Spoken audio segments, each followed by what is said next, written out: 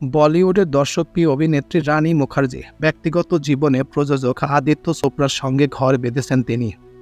এই দম্পতির একটি কন্যা সন্তান রয়েছে। দ্বিতীয় সন্তানের মা হতে চেয়েছিলেন রানী মুখার্জি, কিন্তু দুর্ভাগ্যক্রমে গর্ভপাতে মারা যায় তার সন্তান।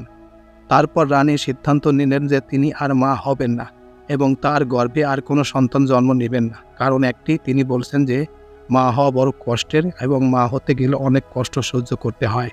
এখন আর আমি নতুন করে কষ্ট সহ্য করতে পারবো না, সেই জন্য আমি সিদ্ধান্ত নিয়েছি আর আমি মা হব না। কিন্তু কেন? হ্যাঁ ভিউয়ার্স, সেই বিষয়ের উপর কিছু তথ্য এখন আপনাদের সামনে শেয়ার করব। তো চলুন মূল ভিডিওতে চলে যাওয়া যাক।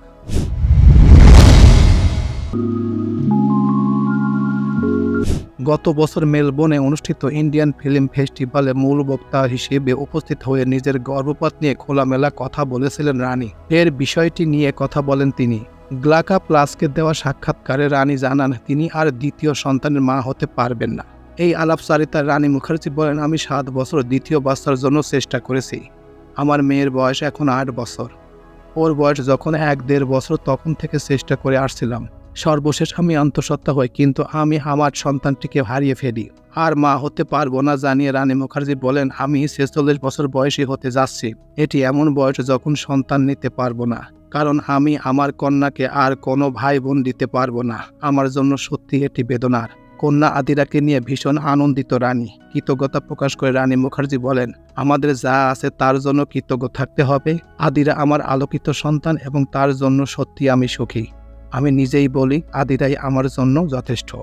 2014 সালে আদিত্য চোপড়াকে বিয়ে করেন রানী। তারপর অভিনয় থেকে দূরে সরে যান এই অভিনেত্রী। ধীরে ধীরে অভিনয় ফিরেছেন রানী। রানী অভিনীত সর্বশেষ মুক্তিপ্রাপ্ত cinema Mrs Chatterjee versus Norway গত বছর মুক্তি পায় এটি। এই সিনেমার শুটিং শুরুর আগে গর্ভপাত হয় রানীর, কিন্তু তিনি এই ঘটনা কাউকে জানাননি। এমনকি এই সিনেমার প্রযোজক পরিচালক কেউই তা জানতেন না।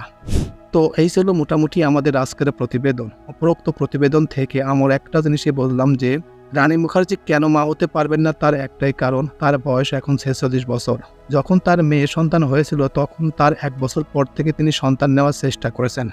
7 বছর চেষ্টার পর তিনি গর্ভধারণ করেন, কিন্তু গর্ভের মধ্যেই সেই সন্তান মারা যাওয়ার পর ডাক্তার বলেছেন যে তিনি আর নতুন করে সন্তান নিতে পারবেন না, কারণ তার বয়স বেশি হওয়ার কারণে এখন সন্তান নেওয়ার জন্য যে কনসেপ্ট সেটা তার শরীরের মধ্যে আর সৃষ্টি হবে না।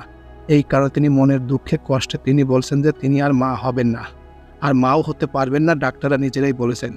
আর এই কারণে দুঃখে কষ্টে তিনি বলছেন যে আমার মেয়েকে আমি আর নতুন করে আর কোনো ভাই বোন দিতে পারবো না।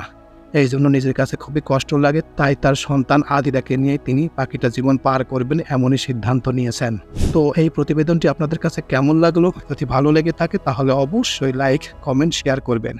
আর যারা এখন পর্যন্ত আমার এই চ্যানেলটি সাবস্ক্রাইব করেন নাই তারা অবশ্যই চ্যানেলটি সাবস্ক্রাইব করবেন। তো সবাইকে ধন্যবাদ জানিয়ে এখানে শেষ করছি। আল্লাহ হাফেজ।